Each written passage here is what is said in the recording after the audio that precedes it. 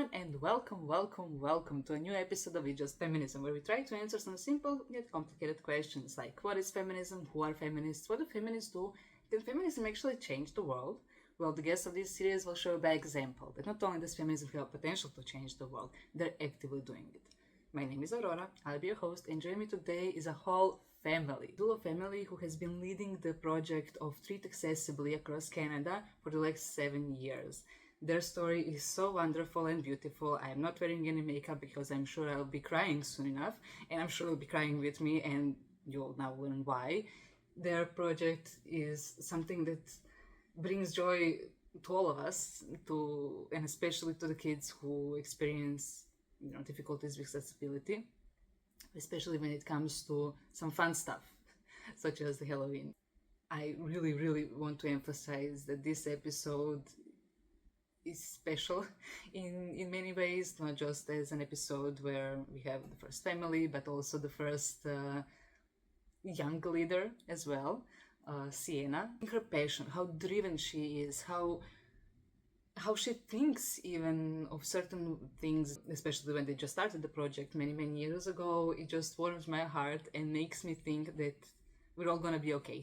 These types of kids are making the change not just for tomorrow but for today, and it is our duty as whatever other generation that we are to help them do it. This episode is my very solemn contribution to Siena's work, and I just want to invite you all to celebrate Siena's efforts in the comments down below. As always, I invite you to be kind and supporting, not just in the comments, but in real life as well. If you want to support in any way, Treat Accessibly, or to get your sign or whatever, I will put the links in the description down below, so you're free to check them out. And of course, make sure to follow the Treat Accessibly to find out more about the villages and all of the other fun stuff that we'll get into a bit later. I hope that this episode will inspire you. Prepare your tissues, like I'm not even joking. Let's get into it. Thank you once again for being here today for this very special episode. This is the first family episode of It's Just Feminism, and the first episode where we have a young Canadian leader such as Siena. So I'm very honored really for sharing this space with you and learning about your initiative. Thank you. We're kindred spirits. I'll cry too. Can you tell us a bit more about yourself? Who are you as a family? What do you stand for, and what do you do? The dad part of the family. My name's Rich Padulo. I'm the mom part. My name is Natasha. And I'm the daughter part.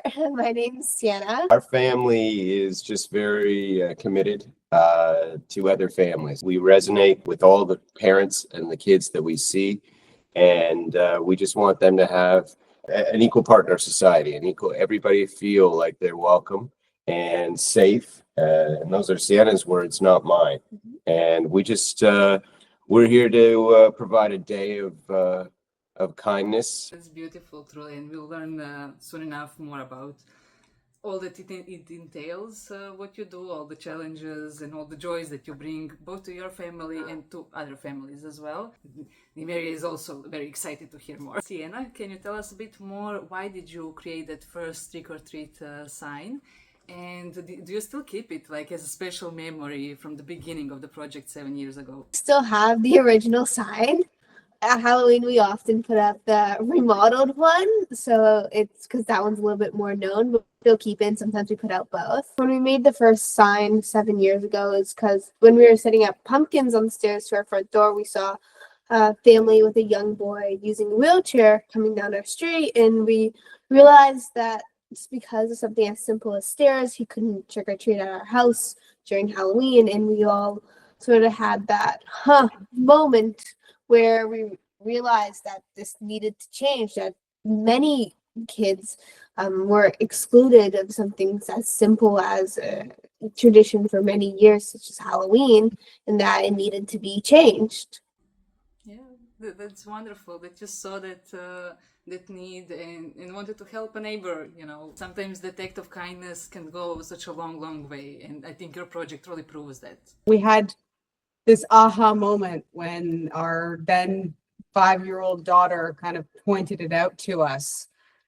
So we took a page from her book. It was her idea, and her idea alone really to say, well, why don't we just take our pumpkins and put them at the end of our driveway and hand out candy from there?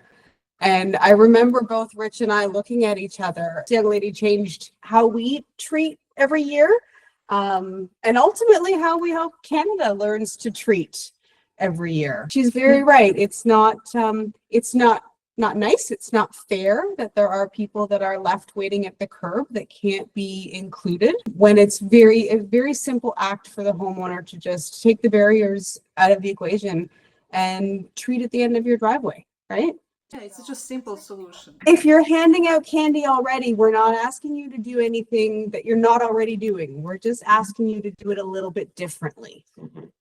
Such a simple thing, but truly, sometimes kids have that, give us those epiphanies because they think clearer. Like, for them, it's like, why wouldn't we do that? Like, why wouldn't you do it? Yeah. So what are some ways that people can join or support your initiative, either in Canada, in the US, or if they're living somewhere else but want to participate and make their home safe and fair for all trick-or-treaters? We recommend to get the sign so you can let your neighbors know that you are going to be treating accessibly at Halloween. Just because of word of mouth, it would get more people doing this, and it'll let people in your community that wouldn't typically be able to trick-or-treat at Halloween to let them know that they are welcome at your house and that they can be excited to trick-or-treat at your house. It's just simply moving your treat station from inside at your front door to at the end of your driveway, or just removing any of those barriers like stairs, or if it's a very steep hill going up your driveway, which is common in Canadian homes. But it's just something as simple as that, to have an open space where it can be a more engaging experience for kids with and without disabilities trick-or-treating. It's wonderful. Well, we distribute lawn signs across Canada, available at most Pet Value family of stores. We also have a print your own version on our website. So literally, if you're celebrating Halloween anywhere in the world, you can go on our site, download it, and print it yourself. We're doing a little pilot program in the United States this year with a man named Drew Carroll. He's a young man who started a company called Crippling Hot Sauce. He has cerebral palsy himself. He's a business leader and a leader in the accessibility community. And we're going to pilot the signs being distributed in St. Louis, Phoenix, now Los Angeles, Boston. And Boston. So we're going to try to get the word out down there. And then there's the simple ways of growing a movement and joining us, which would be going to Instagram, Facebook, liking, following, sharing with your community, family, friends to join the movement. Yeah. Yeah, we'll put all of the links in the description so that people can check it out or download the banner and everything. Do you maybe know, like, from top of your head, if you're holding like statistics on it, how many signs did you distribute through these years? Go for it. By the end of this year. By the end of this year, we would have distributed 250,000 lawn signs. Yeah, and then that's not counting those who print their own. And one of the best parts about these lawn signs is that they're reusable for the next year.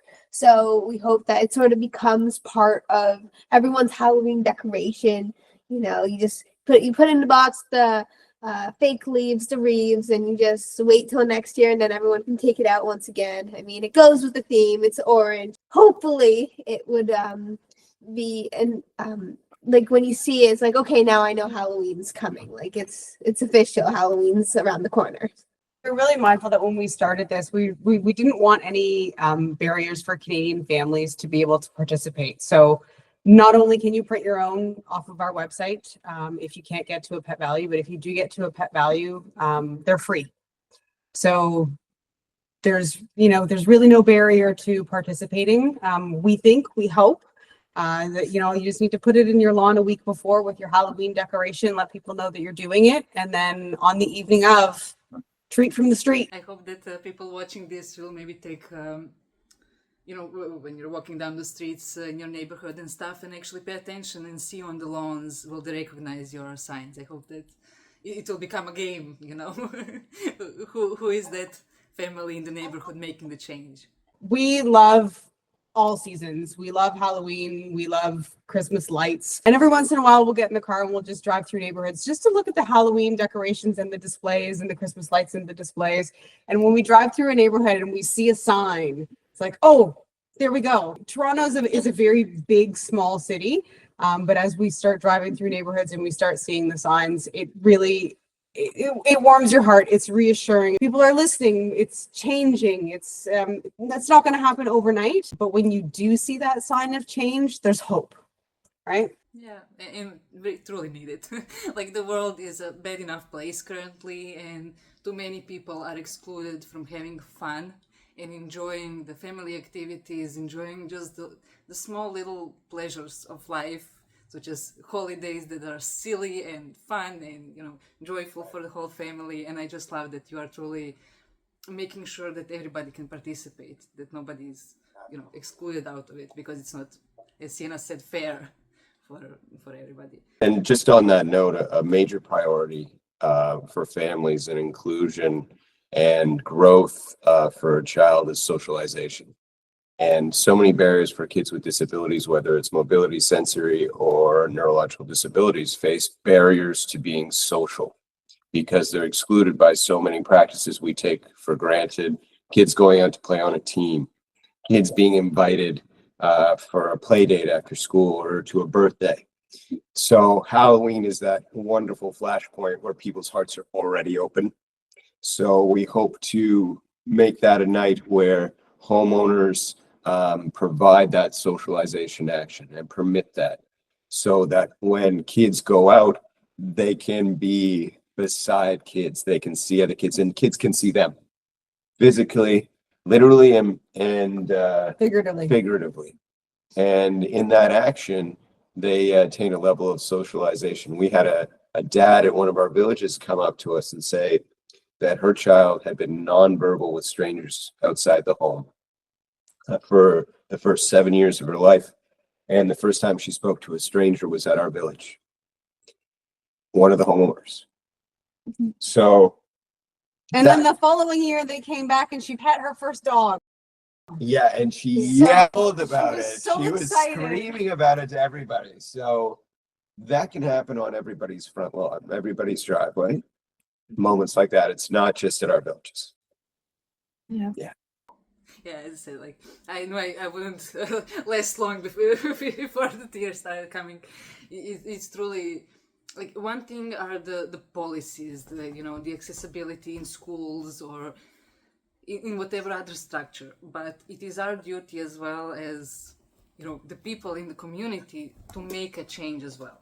And you are truly doing that. And it just, there are no words. Truly.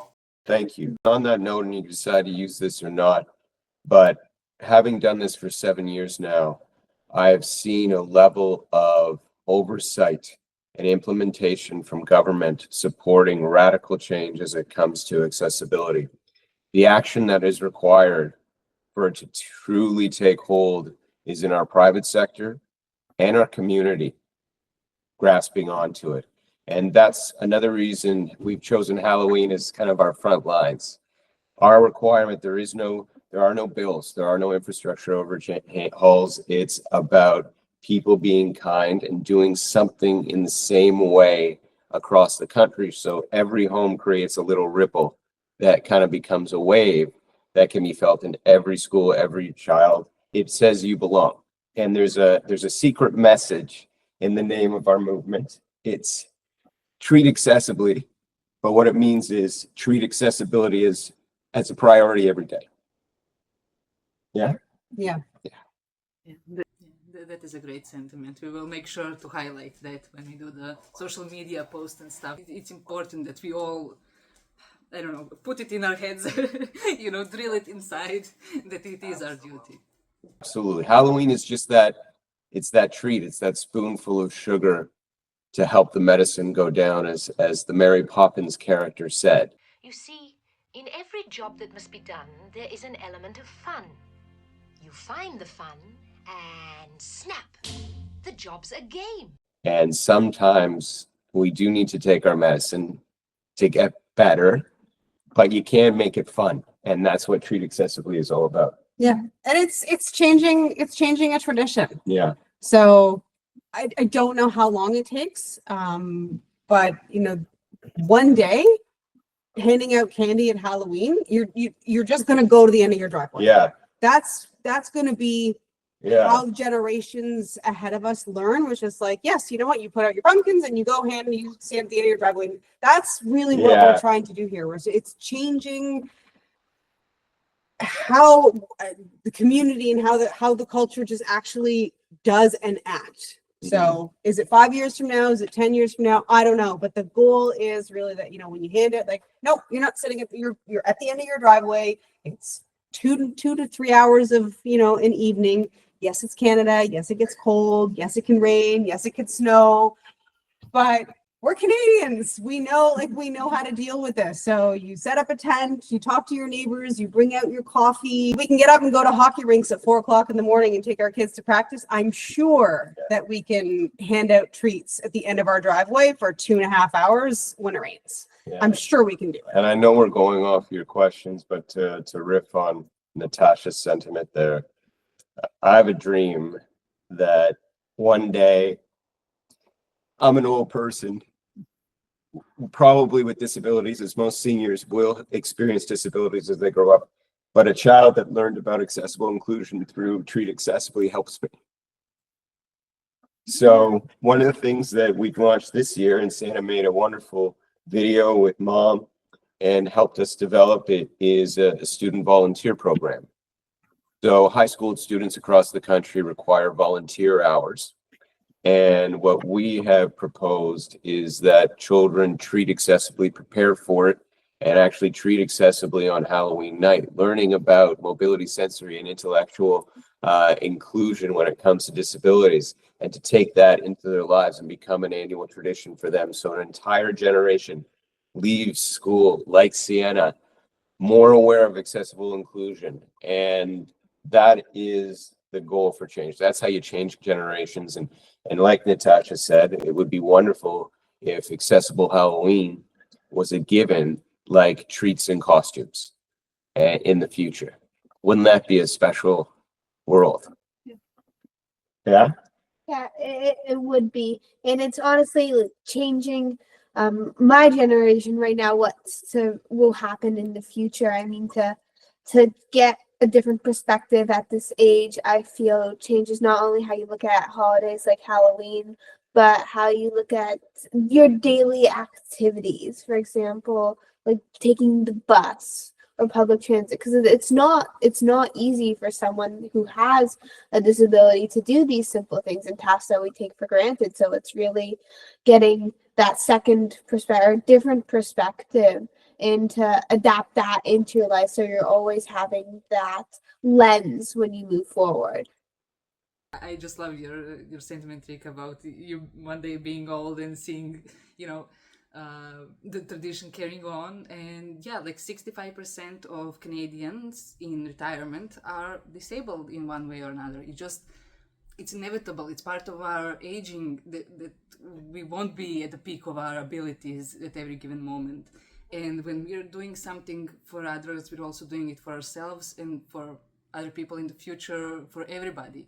And Natasha, what you said about changing the tradition, one house at a time, and one year at a time, from like the perspective of somebody like I studied anthropology and ethnographies and everything like that. And there are those folkways, those traditions that we do every year because our parents taught us, or we learned from our family or neighbors or whoever, and it carries on. And a few generations later, people are just doing it without, the second thought. But it's nice to see, how that happens, that switch, how easy it can be actually to make people think differently, and then step by step, tune those behaviors a little bit and create a whole new, more meaningful tradition that I believe will bring joy to so many kids, not just in 2025, but in 2050, or who knows, in 100 years it might stick, because it deserves to stick, because everybody deserves this.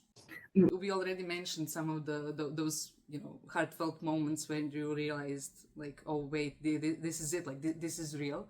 But what was that first moment when you realized, wait, we are truly making a change? Like, we are building something with our community. We're inspiring others to take lead into, being accessible, being safe, and being fair in Halloween.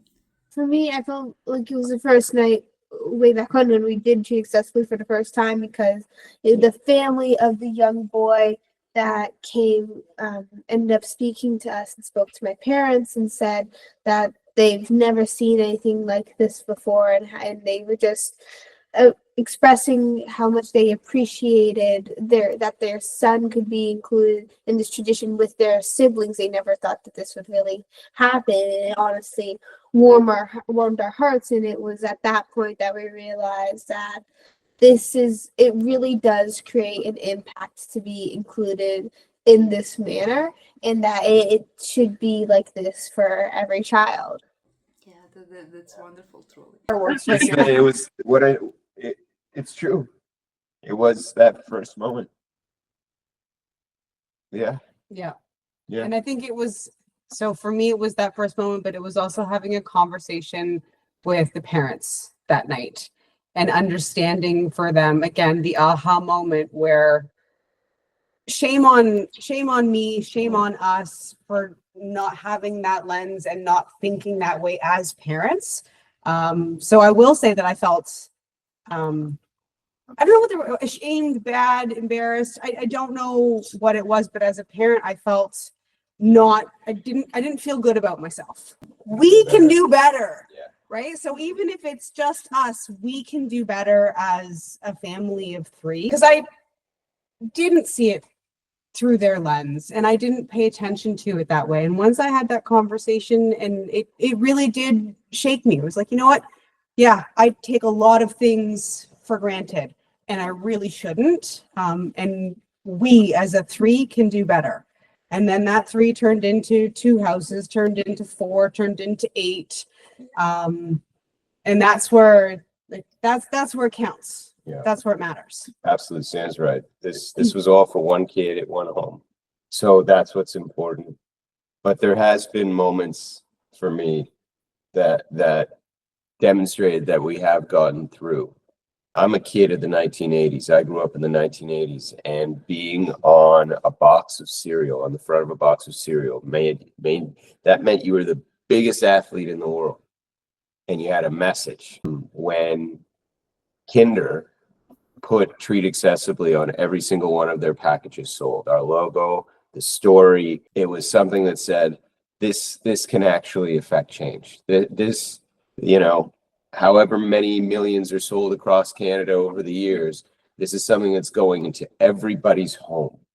It's going past the front door.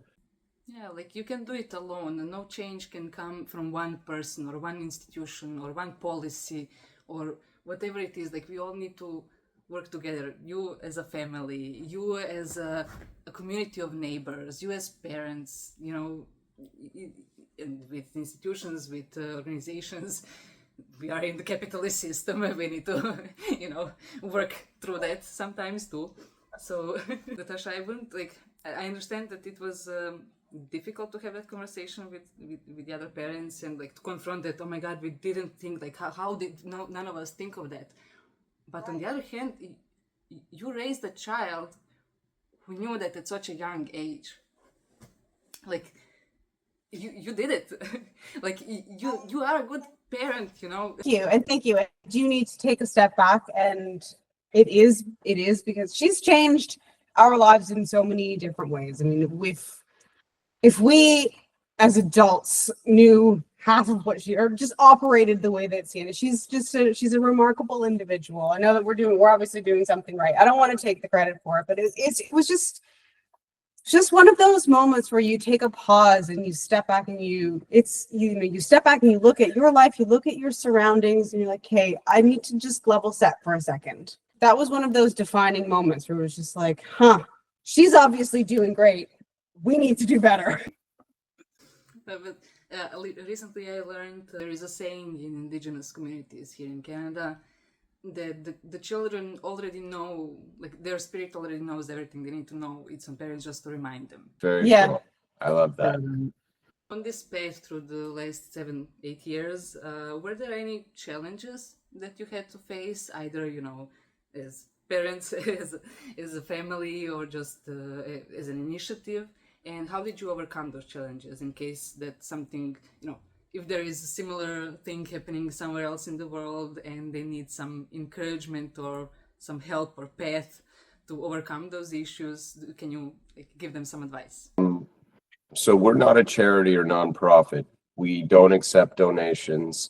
We raise all the funds for our movement through providing a business model to companies, one that allows them to review and say, we will invest in this from an ROI standpoint for operations.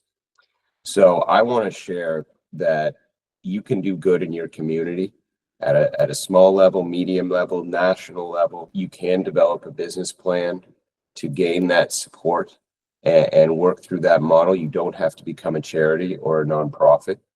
And like anything, like any entrepreneurial endeavor, we call this a social entrepreneurial endeavor. There is a level of risk. There is a level of fear. And you have to believe in what your idea is. You have to be prepared for people to say no, most people. And you have to appreciate that that's not because of the work you're doing has no value. It's just they might not see it for them, and that you have to keep going and believe in it. And at first, you need to do it from the side of your desk. You can't go all the way in. You can't risk your family. You can't do that kind of thing. But if it starts to grow, you can start to grow with it and provide full focus on it.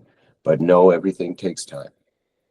It starts with an idea. It starts with, in this case, one home and one supporting company, then two, then three. You just got to keep growing and remain calm and determined through that process. But one thing I want every family to take back, and one thing that I hope we prove in 10 years or so, you can create a social entrepreneurial movement. And I imagine, and that can be at a regional, national, international level. Just changing your street is enough sometimes. But if you take action, you can do this too. To spin off what my dad said, I mean, it's bit by bit. I mean, we started one house, and with one house, we know that you can't change the world overnight. There's so much to do, there's so much to change, but we say that for one night we can change everything, and that hopefully it'll just expand from there. And you just have to keep a positive attitude and know that what you are doing is always worth doing. That's right. That is true. Like, even for one night, even for one kid, like, you already did enough. But you didn't stop there. Like, it only grows, and I can just hope to imagine, like, where your project will go in, like, 10, 20 years, when it becomes even more like the folkway that we mentioned. It becomes the second nature to people to be accessible, truly, because we need to be, like... I have a question for the parents. In what ways do you find yourself helping Siena become this true leader, like a young leader, not just of tomorrow, but of today, and the leader that she's been for the last 7 years? No offense to any mothers out there. I'm sitting beside one of the best mothers I've ever witnessed in my life. My role, I think, for Siena was to expose her to as many things as I could at a very young age. So Siena came to board meetings. I sat on a partnership for Drug-Free Kids Canada, and I used to bring her to board dinners, so just so she could hear the conversations and be involved in them, and having Siena get to see those things from a young age, I think impacted her. It took, as a parent, yes, you're going out on a limb a little bit. People may question what you're doing. But as a parent, our job is to expose them to these things in life. If this was 1,000 years ago, she would come out hunting or gathering with me, or tilling in the field at an early age. Now she was coming to meetings. She was sitting in. She was coming to events. And that, for me, was a show, not tell way of it, helping her learn about the world around her. And I think it did help prepare her. So when she does sit in a meeting, and now she sits with mayors, she sits with CEOs to talk to them about Treat Accessibly.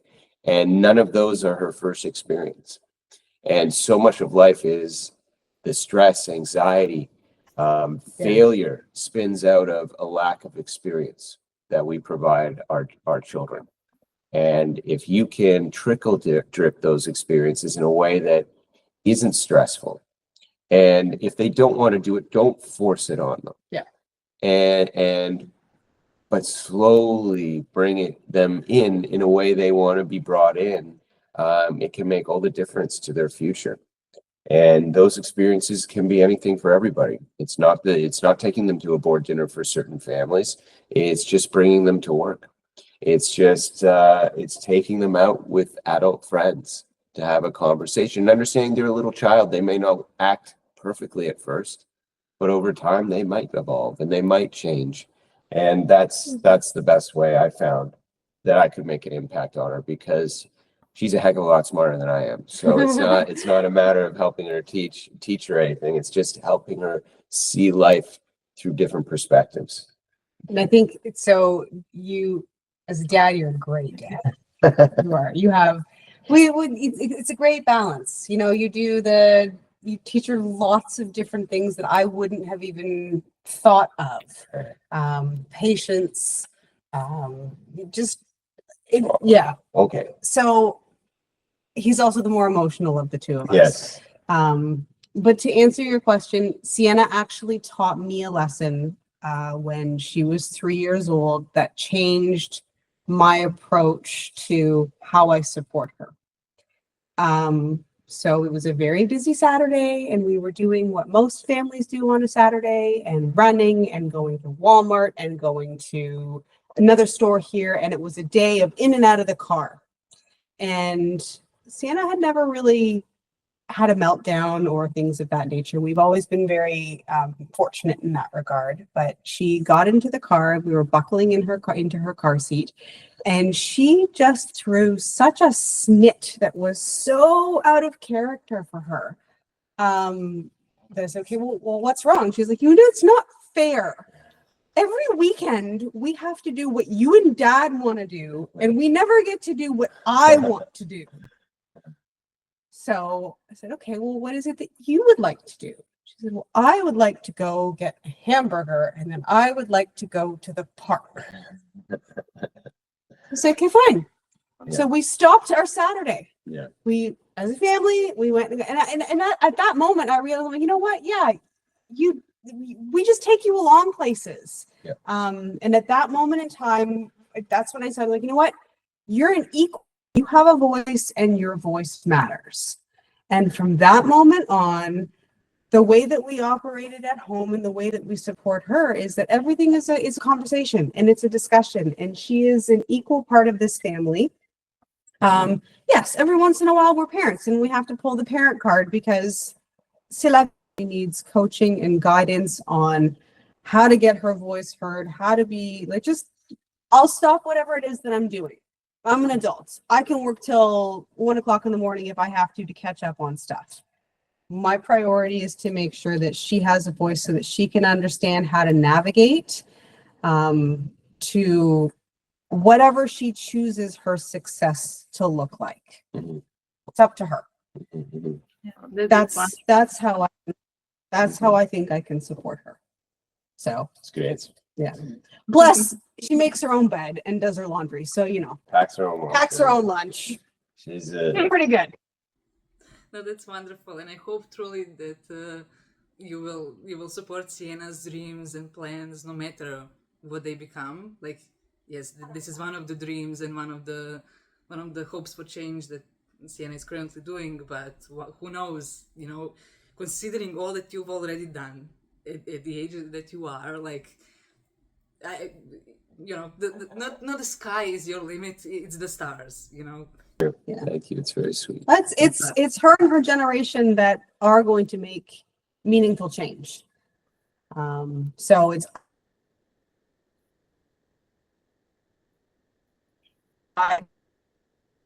so that they can go and rebuild and make meaningful change, you know, we're 100%. yeah. Yeah. You know, kids of the 80s, we were left to our own devices where you came home when, you know, the lights came on and your parents had no clue where you were. So the best that we can do is, you know, take all of the things that we've learned the hard way and at least, you know, don't learn the hard way. Go make your own mistakes, but don't do these ones. We've already done them for you, and guess what? They're not very good. Siena, what are you the most proud of, like in terms of this project or anything that you do in life? Like, what is that one thing that you like hold tight to yourself and like, yes, this is me, and I have done this, and this is where I'm going? And what is the funniest memory that you have from doing this project for the last 7 years?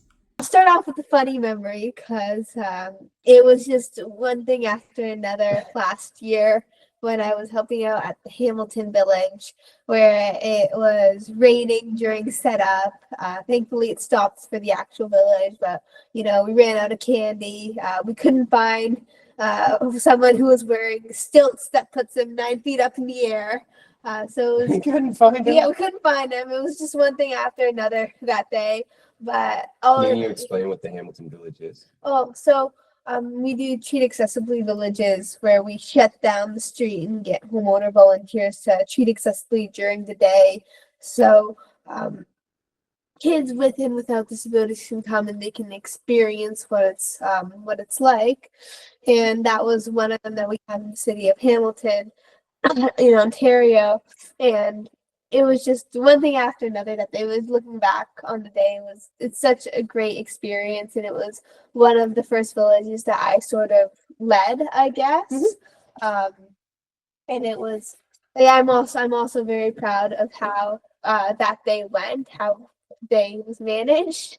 But all in all, I'm most proud of just how far this movement has come, how many people participate, and just what the impact is, not just on Halloween night. So, I mean, lots of my friends often now look at the things differently because I had told them about Treat Accessibly, and it's just this. They'll come to me and they'll say that I just told someone else about Treat Accessibly over the weekend, and you know, just little things like that warm my heart and always like make my day. That's wonderful, truly. Like, and you should be proud. Like, I think that we cannot emphasize it enough. Like, you truly deserve to be proud, and don't let anybody ever tell you something different. Yeah, That's very kind. Thank you, Aurora. When it comes to the Halloween itself, of course, now you have your tradition of doing Treat Accessibly, but besides that, do you have some other like family activity or family costumes or anything that like makes you like feel all the joy and that makes all the wonderful memories for the future? I have a soft spot for chickens. I don't know what it is about chickens, but I love chickens. And last year, my fabulous husband gifted me an inflatable chicken costume. So that now I get to not only treat accessibly from the end of our driveway, but dance around like a kookaloo chicken on Halloween night, which is just absolutely. And our dog is freaked out by it. Like she doesn't understand what's going on, why I'm inside. She's getting better. But so that's a new one for us. You know, always the Halloween decorations and things like that. But I think 2 years ago you dressed up as a dinosaur, Yeah. an inflatable dinosaur. The following year I had the chicken. So last year, or 2 years ago. Anyway, my sense of time is gone. But the chicken and the dinosaur had a rip-roaring good time at the end of the driveway, dancing to music. And we decided that the chicken would win over the dinosaur racing down the street. So for me, in addition to the National Lawn Sign program, we also host 9 Treat Accessibly Halloween Villages across the country. And in the span of a month, I get to travel from the East Coast to the West Coast and visiting 9 cities in between. And I get to see Canadian culture and how different it is, and the tapestry of communities, because I'm not visiting a city, I'm visiting neighborhoods and people who live in them, and I'm spending time with them. And everybody's so different. But when it comes to helping kids, everybody's the same. So we have gotten that for me is a very unique experience. And now, because of Siena's age, she's able to travel with Mama with me to our West Coast villages. So I don't do that by myself anymore. So I get to be there with them. And that for me is the most precious tradition and memory. Yeah. You were just in Halifax, you were mentioning. We just completed our first village of 2025 in Halifax. It was a beautiful day, and for every reason. So I think we had over 1,500 guests attend, parents and kids with and without disabilities. We also had a lot of seniors come in costume this year from the accessibility community, and that was incredibly touching. How do you do it? Like, how the logistical part of it? How do you find time? How do you travel and everything? How do you stay sane from the whole experience? These two women right here handle a great deal of logistics. Over the span of the years of doing this, there's things that Natasha's great at, there's things that Siena's great at, and there's things I'm okay at. You're great at them. And I get great at them. Thank you. And we divide and conquer as a family. And like every family must to survive, you have to find and support each other, but find what you do best and let that person do it without questioning. And don't burn energy questioning them, just trust them. It may not be exactly the way you want it to be, but it'll happen.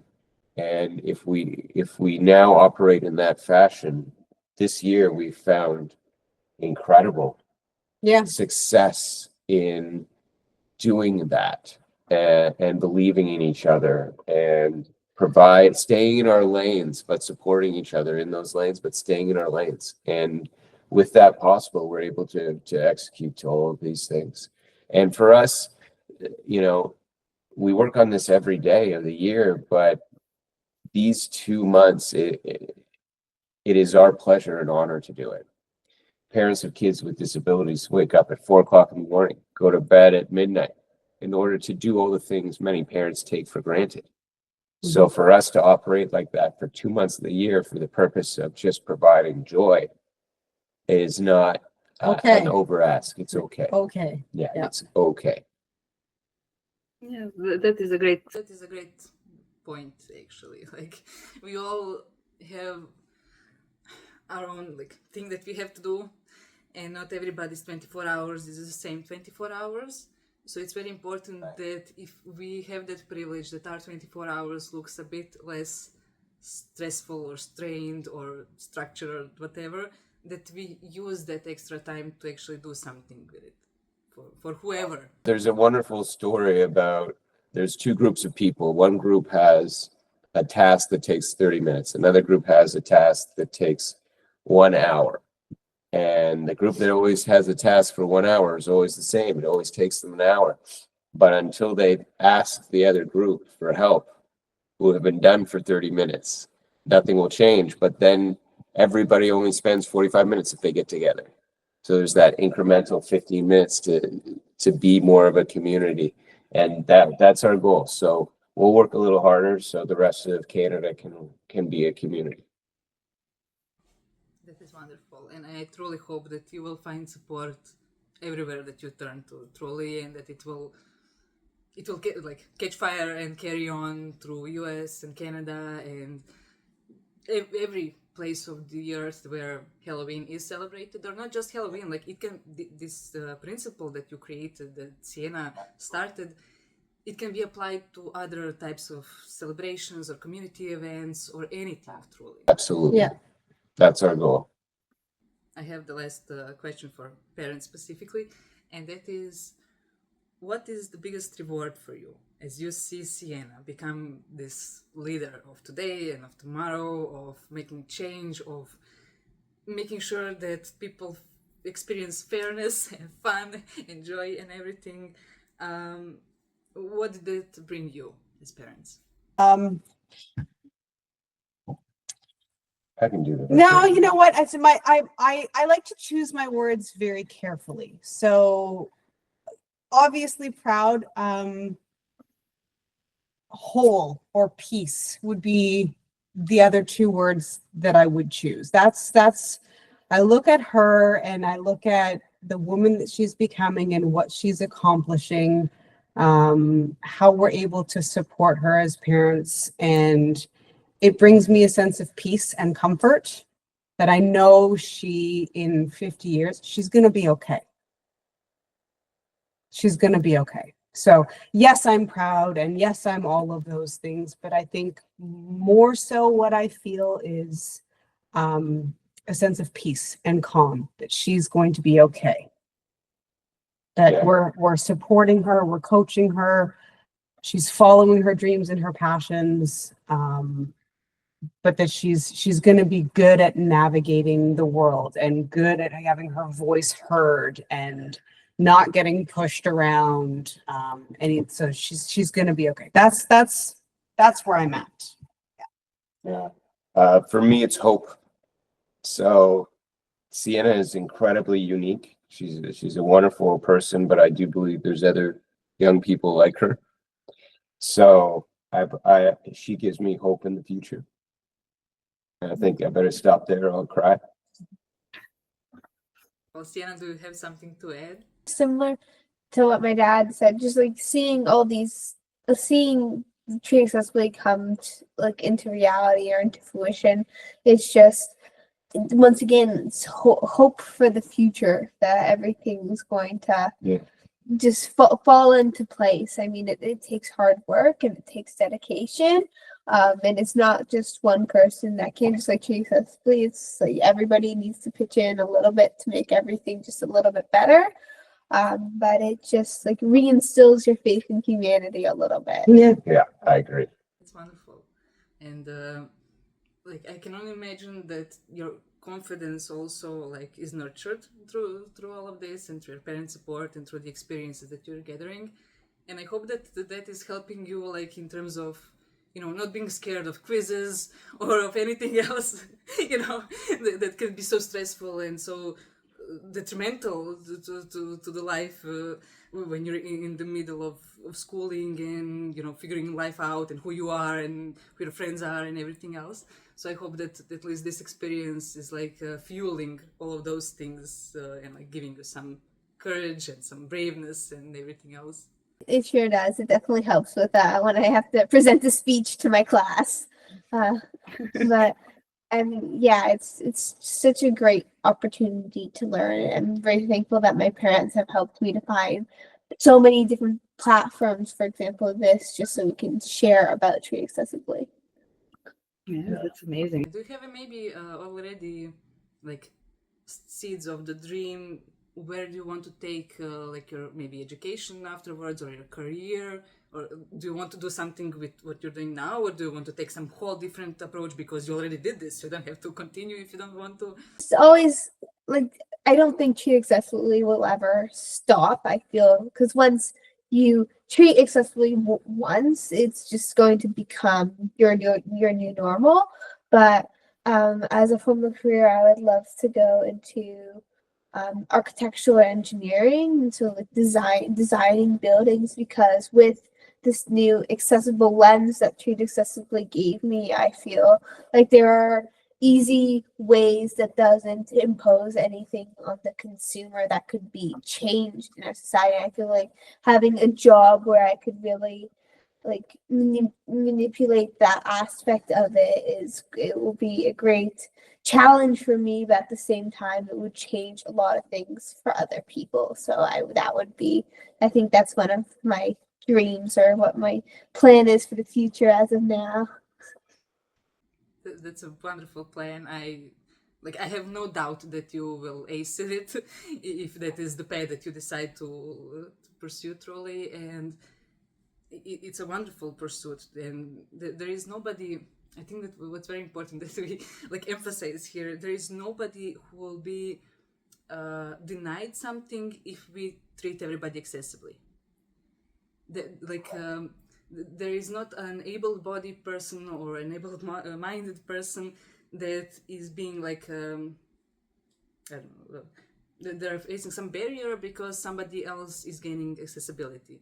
Like having an entrance to a building that is accessible to all means that it's accessible to all, not that a person who is able to walk normally will not be able to use that type of platform, right? But there is a type of architecture that is hostile for accessibility and that is only catered to certain people. So the worst thing that can happen with making architecture more accessible is that it's neutral for the able-bodied people, but it can mean so much for the people who need it. And like I really hope that you will pursue it and that it will bring you joy, not just like the career-wise and the title and the money and the opportunity to build and stuff, but that it will bring you that sense of pride and hope and peace that your parents feel when they see the work that you do. I concur. We're nearing the end of the episode, and that means I just have 2 more questions for you. The first one is related to our segment Feminist Recommends. What are some of the things that you as a family are now currently watching, doing, reading, anything that brings you joy or that helps you rest after all of the work that you do? Well, I am a huge fan of sitcoms. So after a long day of Treat Accessibly, I enjoy putting on an episode of Friends. And then it's just sort of continuing that high of sort of being with family. Like lots of people think the show Friends, they're such a close-knit group of people, how they always support one another. And I sort of see like a reflection of that in Treat Accessibly, how we used to never talk to our neighbors before, but because we were out on the street Halloween night, we started talking to our neighbors and got to know our neighbors. And I really feel like it's a nice way to continue that after a long day of work. Beautiful. And parents? I'll be completely open and honest. My guilty pleasure is, so we all love to sit and watch TV every now and again, but my guilty pleasure are shows from the 80s. So I will binge watch The Love Boat. I will binge watch Golden Girls. I will binge watch anything that's my guilty pleasure. And that's really I'm going to turn everything off for 45 minutes and just kind of step away. It's usually watching The Love Boat. I love being in the room with them when they're watching these shows. It doesn't bother me at all, but I love walking my dog. So that brings me a great deal of peace. I'm out pretty early every morning with her for about an hour. But my favorite moments are when my wife and daughter come out with me to walk the dog. So that's battery charging for me. So, yeah. It's very cute. And the final question that I have for you is more an opportunity to give a call to action or give a message to the audience to promote your event or say anything that you really wish for people to resonate with them and stay with them after they hear this an hour-long conversation. So Treat Accessibly 2025 will be bigger than ever. We have 6 capital cities across the country, including Ottawa, proclaiming Treat Accessibly Preparation Day on October 16th.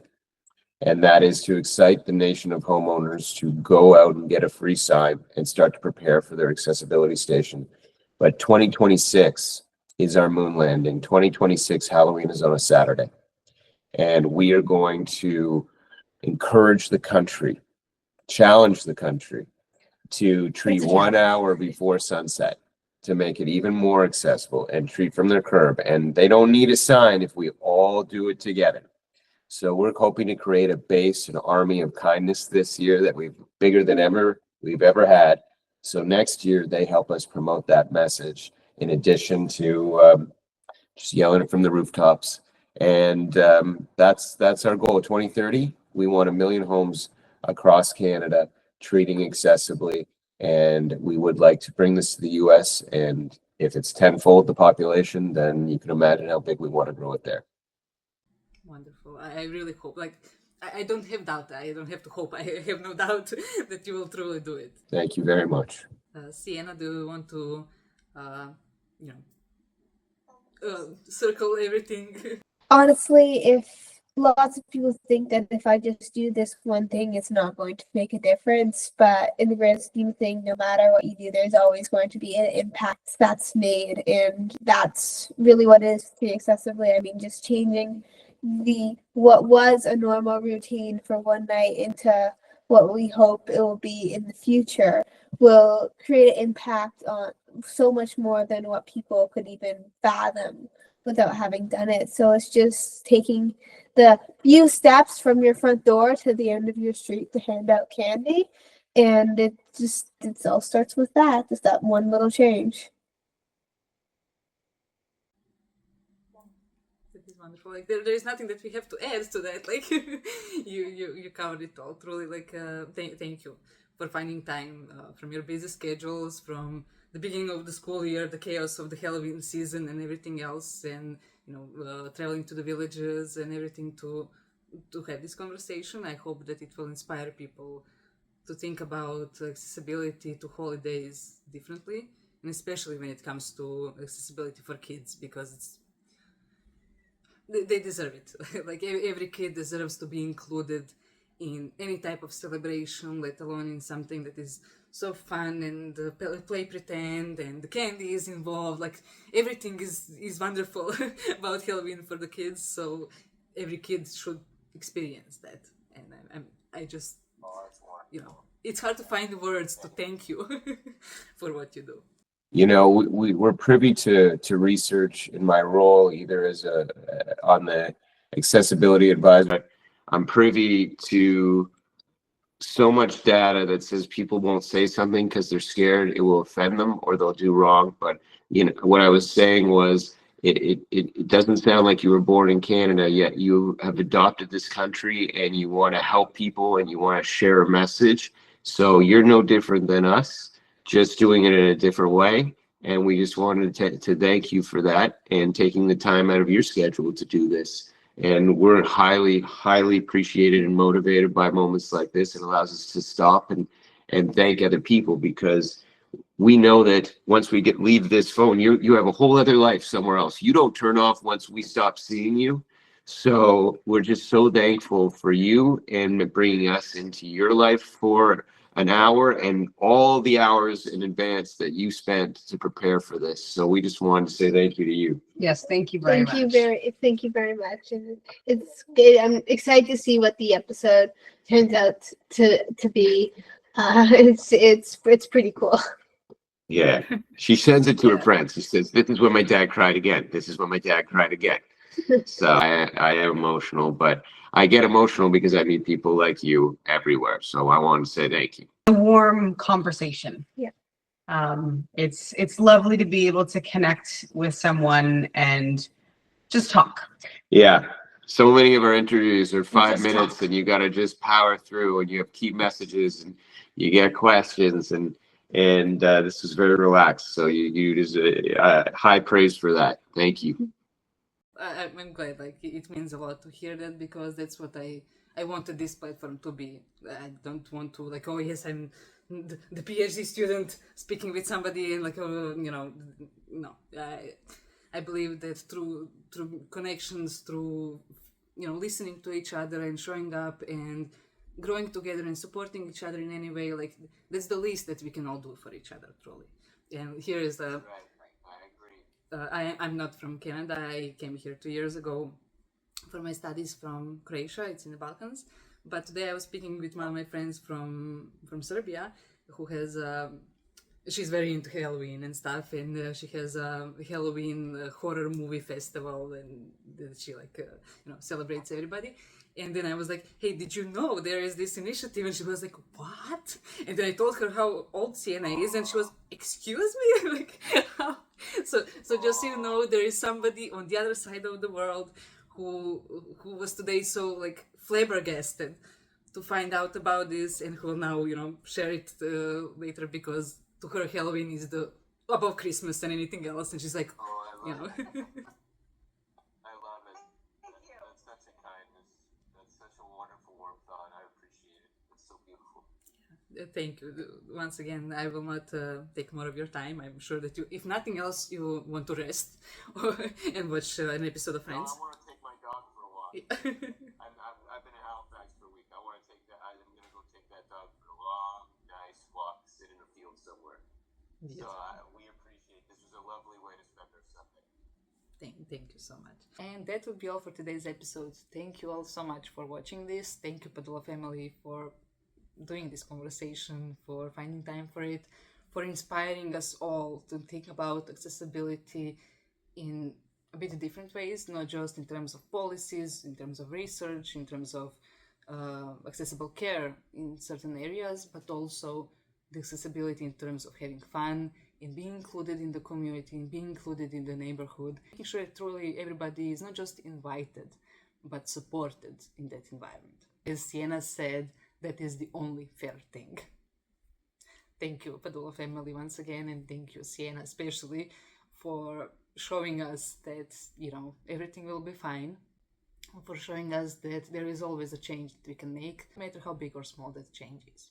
Once again, I'm reminding you there is a link in the description for all things related to Treat Accessibly, so you can support them, get your own banner and stuff like that. And I really, really invite you this Halloween, make sure that your trick-or-treats baskets are accessible to all the kids in the neighborhood.